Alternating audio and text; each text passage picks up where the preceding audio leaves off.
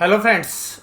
आप सभी को जो है कृष्ण जन्माष्टमी की जो है शुभकामनाएं सबसे पहले।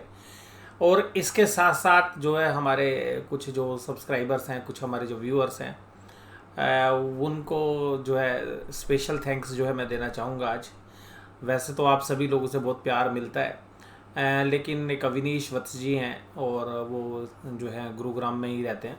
तो उन्होंने अभी जो है शाम को एक संकल्प जो है कराया जन्माष्टमी के दिन, जो है इस्कॉन मंदिर जो बादशाहपुर गुरुग्राम के अंदर है। तो उनका एक स्पेशल जो है थैंक्स मेरी तरफ से बनता है। उसी तरीके से हमारे एक शुभम जी हैं, तो शुभम जी ने एक बहुत बढ़िया जो है सेटअप जो है बना के भेजा है हमारा, कि जिसको हम रिकॉर्डिंग में यूज़ कर सकते हैं। तो शुभम जी, अभी मेरी टीम उसको सेट नहीं कर पाई है, तो आपका जो है रिक्वेस्ट थी कि एक वीडियो कम से कम जो है उस सेटअप के साथ बनाई जाए। तो शुभम जी उस सेटअप के साथ बनाएंगे, लेकिन अभी जो है हमें कुछ समय दीजिएगा, तो आपके सेटअप के साथ भी जो है हम रिकॉर्डिंग करेंगे।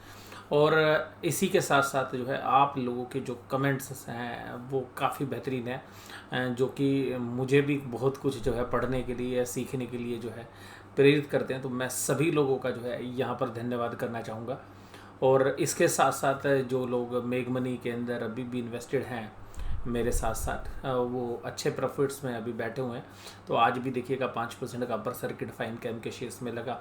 तो आपकी वेल्थ इसी तरीके से बढ़ती रहे, और बाकी शेयर्स के अंदर भी जिस तरीके से आप लोग इन्वेस्टेड हैं वहाँ पर आपको भविष्य में अच्छे अच्छे जो है प्रॉफिट्स मिलें, और आपके जो भी फाइनेंशियल गोल्स हैं उनको आप जिस समय पर अचीव करना चाहते हैं उससे पहले ही आप अचीव कर लें।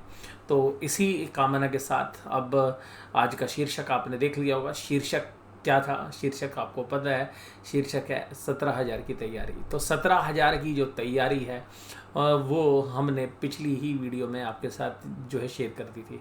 और उस दिन मैंने नो इफ़ नो बट के साथ एक ही बात बोली थी कि अब शायद बाज़ार 17,000 की तैयारी जल्द ही करेगा। और शायद किसी ने भी इतना एंटिसिपेट नहीं किया होगा कि आज 225 पॉइंट जो है निफ्टी चलेगा, और 35,000 की लाइन से आज 36,000 की लाइन में बैंक निफ्टी आ जाएगा। तो बैंक निफ्टी है जो 36,400 के आसपास आया, तो शायद किसी ने भी नहीं सोचा होगा कि 35,800 के रेजिस्टेंस को एक ही झटके में पार कर देगा, 36,000 के साइकोलॉजिकल लेवल को एक ही झटके में पार कर देगा, 36,200 के आसपास जो रेजिस्टेंस है उसको तोड़ देगा। तो तीन तीन माइलस्टोन जो है आज बैंक निफ्टी ने क्रॉस किया, और 36,400 के आसपास भी एक अच्छी सप्लाई जोन है। तो हो सकता है कि थोड़ा सा टाइम यहाँ पे स्पेंड करता हुआ बैंक निफ्टी नजर आए। और बैंक निफ्टी का आज का जो श्रेय जाता है वो जाता है एक्सिस बैंक को, जिसके अंदर एक भयंकर तेजी थी। और याद करिएगा, मैंने एक बात और भी बोली थी आपको पिछले हफ्ते कि ICICI बैंक और एक्सिस बैंक में 100 रुपये का डिफरेंस रहता था। और जब वो 100 रुपये से ज़्यादा डिफरेंस था, यानी कि एक्सिस बैंक ज़्यादा बढ़ गया था और ICICI बैंक कम था, तब मैंने आपको बोला था कि ICICI बैंक खरीद के एक्सिस बैंक बेचने का टाइम था। लेकिन जब ये गैप अभी पीछे देखना था आपने कि 70-80 रुपये के आसपास रह गया था, तो इस गैप को जो है फिर बढ़ाने के लिए आज एक्सिस बैंक ने दौड़ लगाई, लेकिन साथ साथ ICICI बैंक भी चल दिया। तो हालांकि वो गैप अभी भी 100 रुपये का नहीं है। तो देखते हैं क्या दोनों उस गैप को 100 रुपये के आसपास दोबारा से लेके जाते नहीं लेके जाते। लेकिन एक्सिस बैंक ने जो कोशिश तो की थी, लेकिन ICICI बैंक कहता है भैया तू गैप को कम कर रहा, मैं भी ऊपर आ जाता हूँ। तो आज जो है चौतरफा जो है बैंकिंग स्टॉक के अंदर तेजी थी। इसके साथ साथ जो NBFC स्टॉक्स हैं उनके अंदर भी तेजी थी। तो कुल मिला के आज जो है अच्छा माहौल था पूरे बाज़ार में। और सबसे खास बात ये थी कि आज सुबह तो वॉल्यूम नहीं थे बाज़ार में, जब बाज़ार ने चलना शुरू किया तो ये लग रहा था कि शायद बिना वॉल्यूम के साथ बाज़ार जो है चल रहा है, लेकिन दोपहर होते होते वॉल्यूम से भी बढ़ते हुए नजर आए। अब ये भी हो सकता है कि वो सेलर्स के वॉल्यूम थे, लेकिन कुल मिलाकर ऐसा लगा नहीं कि बाज़ार ने कभी भी पूरे दिन के अंदर एक बार भी थकान झेली हो। बाज़ार आज नई ऊर्जा के साथ, और मुझे नहीं लगता कि 17,000 जब मर्जी तब बुल्स टच कर सकते हैं, जब उनका मन करेगा। मैं आपको सीधी सी बात बोल रहा हूँ, क्योंकि जिस तरीके का सेटअप है, जब मर्जी तब 17,000 के लेवल बुल्स टच कर सकते हैं कभी भी। और मुझे ऐसा लगता है कि 17,100 तक लेके जाएंगे बाज़ार को, और उसके बाद जो एक भयंकर तेज़ी जो है लोग खेलते हुए नज़र आएंगे, और शायद वहाँ से बाज़ार इस महीने की एक्सपायरी के अंदर जो लास्ट क्वार्टर है, ये जो सेकंड लास्ट क्वार्टर है, वहाँ से रुख बदलेगा।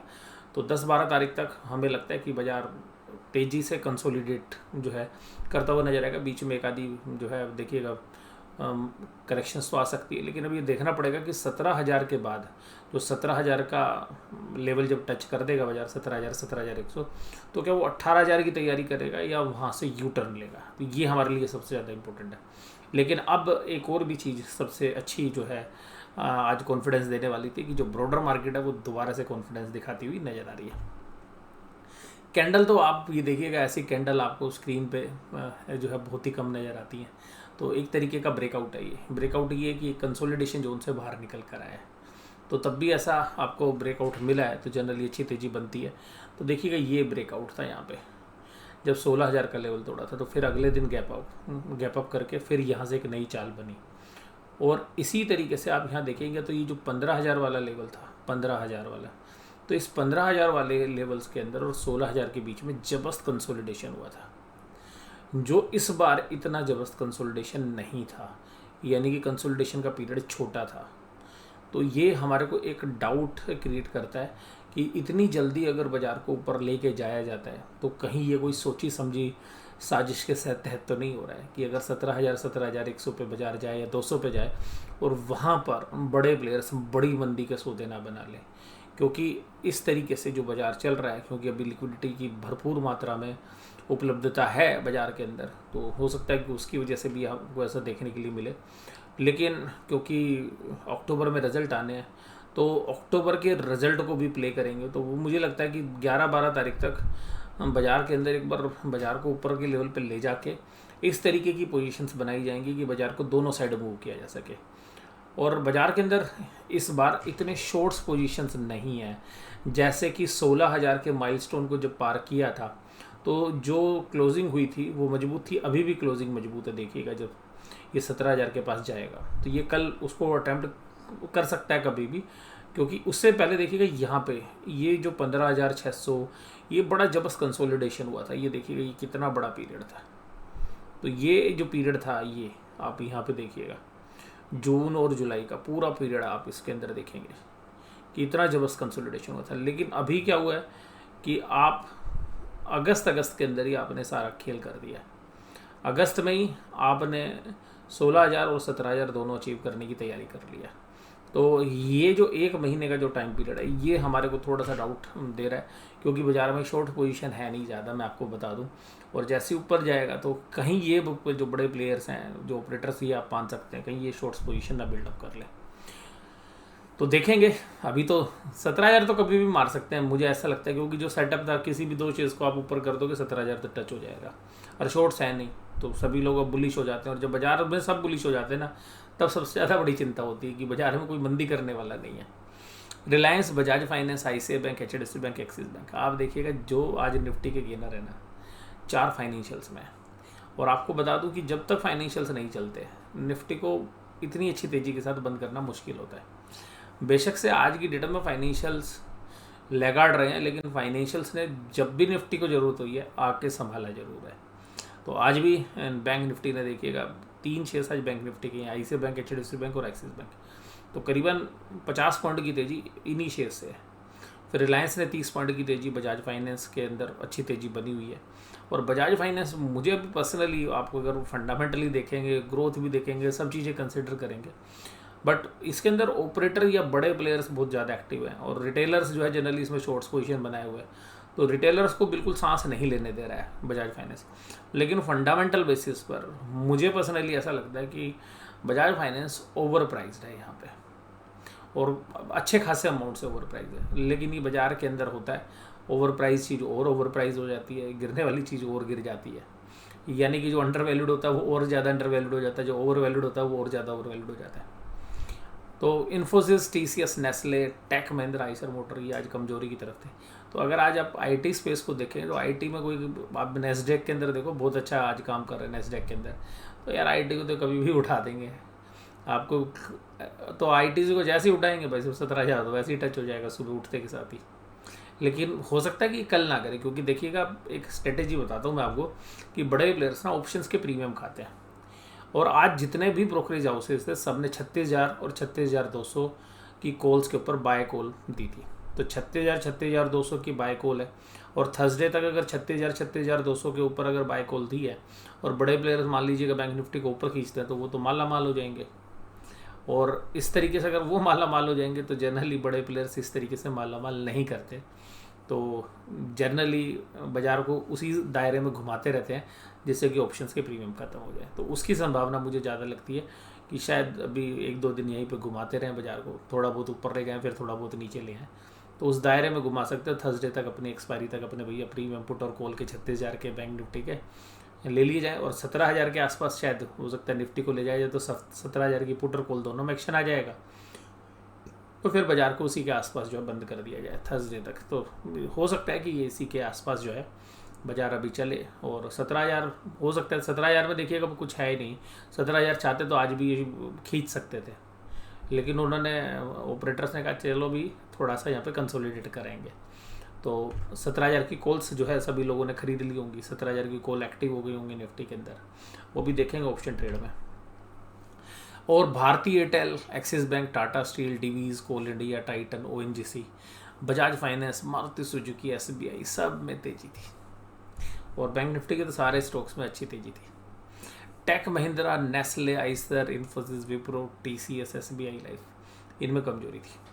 देखिएगा, मैं अगर यहाँ पर आपसे एक चीज़ शेयर करूँ तो वो चीज़ ध्यान से समझिएगा कि इस पूरे सेटअप के अंदर, इस पूरे सेटअप में एक चीज़ बढ़िया जो हमें नज़र आ रही है वो ये नज़र आ रही है कि वो शेयर्स अभी आपको तेज़ी में इतने ज़्यादा नहीं दिख रहे हैं, लेकिन ये यहाँ पे सेटअप बन रहा है। देखिएगा, डीवीज लैब में आज 4% की तेज़ी थी, डीवीज लैब में। इसी तरीके से अगर आप फार्मा में देखेंगे, डॉक्टर रेड्डीज़ को भी या सन फार्मा को भी, या बाकी मिड कैप के अंदर आप एलेम्बिक फार्मा और अविंदो फार्मा या बाकी जो शेयर्स हैं, उस तरीके के जो शेयर्स हैं, चाहे जुबिलेंट फार्मा है, इस तरीके के जो शेयर्स हैं उनमें एक चीज़ साफ देखने के लिए मिल रही है, और वो चीज़ क्या देखने के लिए मिल रही है कि नीचे बाइंग हो रही है, यानी कि उसमें एक जबरदस्त कंसोलिडेशन बन रहा है। और जो शेयर्स एफएनओ के हैं, उन एफएनओ के शेयर्स में एक जबरदस्त बिल्डअप नीचे की तरफ किया जा रहा है। तो हो सकता है कि आपको 4-5 दिन के और बाइंग के बाद, हो सकता है 7-8 दिन, जो 10-11 तारीख और 10-11-12 तारीख के बाद शायद उनमें एक अच्छा राइज आ सकता है, उससे पहले भी राइज आ सकता है। तो मुझे लगता है फार्मा में कंसोलिडेशन हुआ है, नीचे के लेवल्स पर माल उठाया जा रहा है, और जिस तरीके से भी मैं तमिलनाडु के बारे में न्यूज़ पढ़ रहा था कि नई कोविड कर्व्स लगा दिए गए हैं, उत्तराखंड के अंदर भी जो है नए जो है कोविड से रिलेटेड जो मेजर्स हैं वो दोबारा से एक्शंस में आते हुए नज़र आ रहे हैं, और भी कुछ स्टेट्स में, और केरल में 30,000 से ज़्यादा कोविड के केसेस आ रहे हैं। तो उन सब के मद्देनज़र देखते हुए, लेकिन यूएस से पैसा आ रहा है, लिक्विडिटी आ रही है, तो उन लिक्विडिटी के सामने बाजार तो चल रहा है। लेकिन उसी समय पर आप ध्यान से देखेंगे तो जो फार्मा में पिछले 1.5-2 महीने में मंदी हुई थी, उस मंदी के बाद नीचे के लेवल्स पर जो स्मार्ट प्लेयर्स हैं वो फार्मा शेयर्स को एक्यूमुलेट कर रहे हैं। तो मुझे लगता है कि बाज़ार की जब भी गिरावट होगी तो फार्मा शेयर्स डिफेंसिव के रूप में दोबारा से बाज़ार को रोकने का काम करेगा, या हम ये कह सकते हैं कि जब बाज़ार अभी 17,000 को टच करने के बाद थोड़ा सा आराम करना चाहेगा, तो उस समय पर, आराम के समय पे शायद फार्मा के शेयर्स चलते हुए नज़र आएंगे, या तो आराम करेगा बाज़ार तो फार्मा जो है चलता हुआ नज़र आएगा।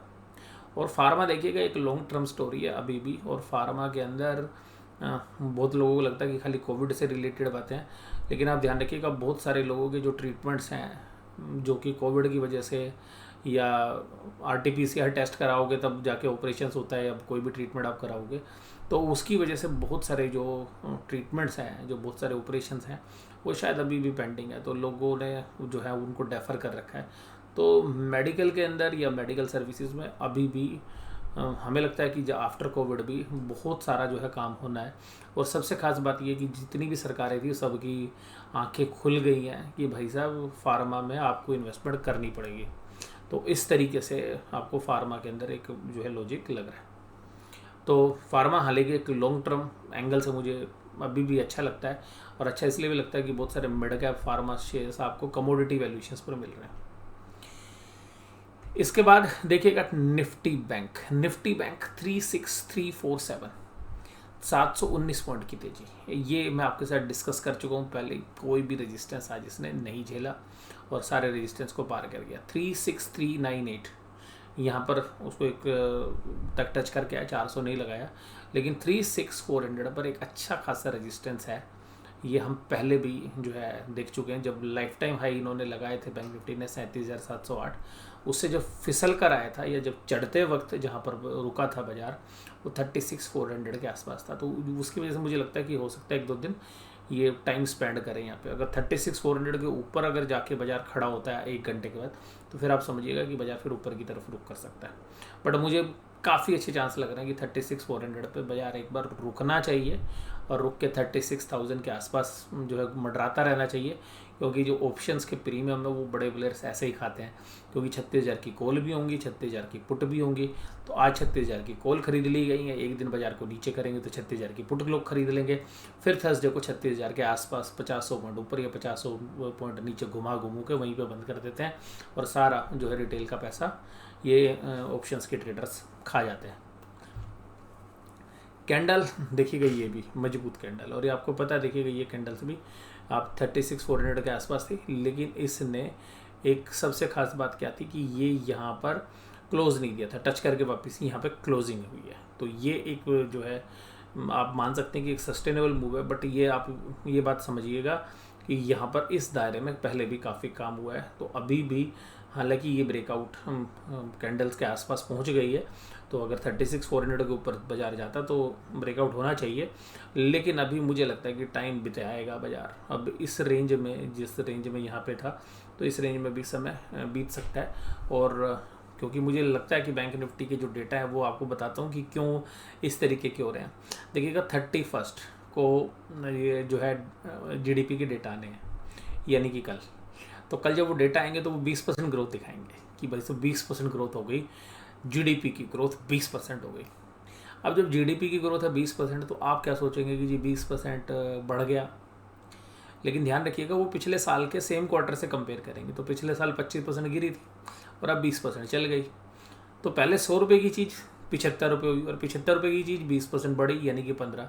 तो अभी भी वो 90 भी तो पहुँचोगे। तो अभी भी आपका जो ग्रोस डोमेस्टिक प्रोडक्ट है यानी कि जीडीपी, वो पिछले साल जो था उससे भी कम है। तो खास बात क्या आ रही है, लेकिन वो डेटा में कैसा नज़र आएगा कि जी 20% बढ़ गई। जैसे पिछले साल जब गिरी थी सेम क्वार्टर में लॉकडाउन के बाद, तो क्या हुआ था, विपक्ष ने खूब हंगामा किया था, जी जीडीपी बर्बाद हो गया। भाई ये लॉकडाउन था, बर्बाद तो होनी थी। इस बार बीजेपी वाले क्रेडिट लेंगे कल बीजेपी, अब इस साल बीजेपी वालों की बारी है। वो कहेंगे देखिए भाई साहब क्या ग्रोथ दिखाई है हमने इकोनॉमी में, 20% की ग्रोथ आई है। बट अगर उन डेटा पॉइंट को समझोगे तो वो ना तो पिछली बार कांग्रेस का जायज़ था वो कहना कि जी 25% जो है डी ग्रोथ हो गई क्योंकि लॉकडाउन की वजह से हुई थी, और ना इस बार बीजेपी वालों का जायज़ है। वो कहेंगे तो ज़रूर, लेकिन वो जायज़ ही नहीं होगा, क्योंकि भाई साहब आपका बेस ही लो था। तो ये चीज़ें आपको खुद भी समझनी पड़ेंगी कि वो 20% की ग्रोथ का मतलब क्या है।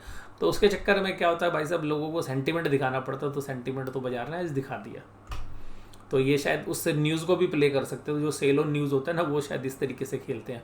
तो वो कल जब न्यूज़ आएगी जी जीडीपी का डाटा होगा, आप सब लोग सोचोगे बाय बाय कर लो, और ये उल्टा खेल देंगे। और आज देखिएगा बैंक निफ्टी में कोई भी माइनस नहीं था, सब तेजी में थे। एक्सिस बैंक देखिएगा 141 पॉइंट कंट्रीब्यूट किए, 160 पॉइंट एचडीएफसी ने कंट्रीब्यूट किए, 140 पॉइंट आईसीआईसी बैंक ने कंट्रीब्यूट किए, आईसीआईसी बैंक, एसबीआई ने 133 पॉइंट, तो सब ने कंट्रीब्यूशन दिया। कोटक महिंद्रा बैंक ने सबसे कम कंट्रीब्यूशन दिया। उसके बाद हालांकि देखिएगा मुझे बैंकिंग पे अभी भी ऐसा लगता है कि ये जो वैल्यूएशन है ये ओवर है, क्योंकि अगर बैंकिंग में एक जो सेक्टर है, अगर एक बैंक अच्छा करेगा तो वो अल्टीमेटली दूसरे बैंक का शेयर खाएगा। और इकोनॉमी में अभी भी जो जीडीपी के डेटा कल आएंगे तो उसको दिखा के बताया जाएगा कि भाई जीडीपी के ग्रोथ का सबसे बड़ा फायदा बैंकों को होता है, तो बैंक खरीदिए आप। और उस समय पर ये लोग पहले पोजीशन बना के गए होते हैं, भाई साहब ये आपको ऑप्शन खरीदवाएंगे, और मुझे लगता है कि उस ऑप्शन में बाद में प्रॉफिट बुक कर लेंगे। अब यहाँ पर अगर हम देखें कि निफ्टी, देखिएगा 2 तारीख के अंदर निफ्टी का पुट कॉल रेशो 1.61 हो गया, तो इसमें तो गुंजाइश लगती नहीं अभी तेजी की। बैंक निफ्टी 1.33 कह रहा है, तो इसको देखते हुए हमें लगता है कि 200-300 पॉइंट निफ्टी बैंक आ सकता है नीचे। निफ्टी भी ये कह रहा है कि मैं 100 पॉइंट नीचे आ सकता हूँ। तो पुट कॉल रेशो इस तरीके की हैं। अगर पीसीआर को अगर ओपन इंटरेस्ट के एंगल से देखें, लेकिन वॉल्यूम के एंगल से देखें तो बैंक निफ्टी और निफ्टी न्यूट्रल है। बट मैं ओपन इंटरेस्ट के एंगल से यहाँ से अगर इवेल्यूट करूँ तो मुझे जो लगता है वो मैंने आपको बताया। आज एफआईज ने देखिएगा 1202 करोड़ की बाइंग कितने दिनों बाद बाइंग की है। तो बाजार तो चलना था भैया, तुमने माल खरीदा है, अब भी बाजार नहीं चलाएंगे तो फिर कब चलाएंगे। और ये देखिएगा 557 की भाई साहब इंडेक्स में बाइंग, उसके बाद देखिएगा 1446 की भाई साहब स्टॉक फीचर्स में बाइंग। तो भाई जब चौतरफा बाइंग होगी तो बाजार क्यों नहीं चलेगा। अब देखिएगा यहाँ पर 17,000 के अंदर कॉल की भी बात करें और पुट की बात करें तो देखिएगा 17,000 की पुट में पहले 15,000 कॉन्ट्रैक्ट ऐड हुए और 17,000 की कॉल में 23,000। तो 17,000 अभी भी एक रेजिस्टेंस आप मान सकते हैं कि इस महीने के लिए, सॉरी इस हफ्ते की एक्सपायरी के अंदर रह सकता है। पर 17,000 टच भी कर दोगे तो 17,000 के बाद में ये जिन्होंने आज ऑप्शंस लिखी हैं, राइट किए हैं 40 रुपये पे 47 रुपये में, तो ये 17,000 50 रुपये से ऊपर जाएगा तब ये लॉस में आएंगे। तो यहाँ पर हमें लगता है कि ये शायद 47 रुपये जो लिखे गए हैं ये चैलेंज देंगे, यहाँ पे रोकेंगे क्योंकि ओपन इंटरेस्ट में बड़े अमाउंट में। वहीं पर 16,900 में 56,000 कॉन्ट्रैक्ट हैं और 16,850 में 90,000 है। तो हो सकता है कि बाजार इस हफ्ते बृहस्पतिवार तक 16,800 से 17,000 के दायरे के बीच में रह सकता है। अभी जो 2 दिन का टाइम हमारे पास, 3 दिन का टाइम है हमारे पास। और बैंक निफ्टी में तो देखिएगा 36,000 के ऊपर बेस बन गया भाई साहब, 56,000 कॉन्ट्रैक्ट लिख दिए गए पुट में, सारी कॉल राइटिंग अनवाइंड हो गई। और कॉल राइटिंग है ही नहीं, कॉल राइटिंग है 36,500 पे 10,000 कॉन्ट्रैक्ट, 36,400 पे 6,000। तो यहाँ भी ज़्यादा कॉन्ट्रैक्ट नहीं लिखे, 36,500 पे 36,500 पे और उसके बाद 37,000 पे 33। तो यहाँ पे इस हफ्ते में ये जो कॉन्ट्रैक्ट लिखे गए 36,500, तो हो सकता है कि थोड़ी देर के लिए आपको एक बार चैलेंज मिले और शायद यहाँ से बाजार पलट भी सकता है। क्योंकि रीज़न ये देखिएगा कि जो पुट पे जो ओपन इंटरेस्ट है वो 36,000 के ऊपर है, तो 36,000 तक बाजार आ सकता है एक बार इंट्राडे में भी। वो कल भी हो सकता है टच कर जाए एक बार 36,100 36,000 के आसपास आ सकता है टेस्टिंग करने के लिए, तो वो देखना पड़ेगा। तो मुझे अभी पर्सनली ऐसा लगता है कि बाजार हो सकता है 17,000 मार दे निफ्टी, लेकिन यहीं पर कंसोलिडेट करना चाहिए। और अगर ये ब्रेकआउट कर गया 36,400 तो फिर तो भाई साहब टीवी चैनल वाले की जो सुपर बुलिश कॉल है फिर तो आप सुपर बुलिश ही हो जाओगे। अगर 36,400 के ऊपर अगर बाजार कल 2 घंटे काम करता है और फिर वहाँ पे सस्टेन करता है तो फिर तो देखिएगा आप 37,000 की तैयारी मान लीजिएगा बृहस्पतिवार तक। पर मुझे चांसेस नहीं लग रहे, मैं आपको बताता हूँ, क्योंकि 36,400 पे से 37,000 ले गए तो सारे रिटेल का पैसा बन जाएगा और रिटेलर को इतनी जल्दी पैसा बनाने देते नहीं बड़े प्लेयर्स। तो ये लॉजिक भी है और सीधी सी बात है, क्योंकि बाजार जब इतना चलता है तो थोड़ा सा, क्योंकि सारे बैंकों के स्टॉक को आपने एक दिन चला दिया तो वो जो बड़े प्लेयर्स हैं उनके सामने कुछ ऐसे भी तो लोग हैं जो डिलीवरी बेस पे काम करते हैं, तो वो प्रॉफिट बुक करने आ जाते हैं। तो आज का एनालिसिस यहीं पे समाप्त करते हैं और वीडियो देखने के लिए धन्यवाद। Thank you very much.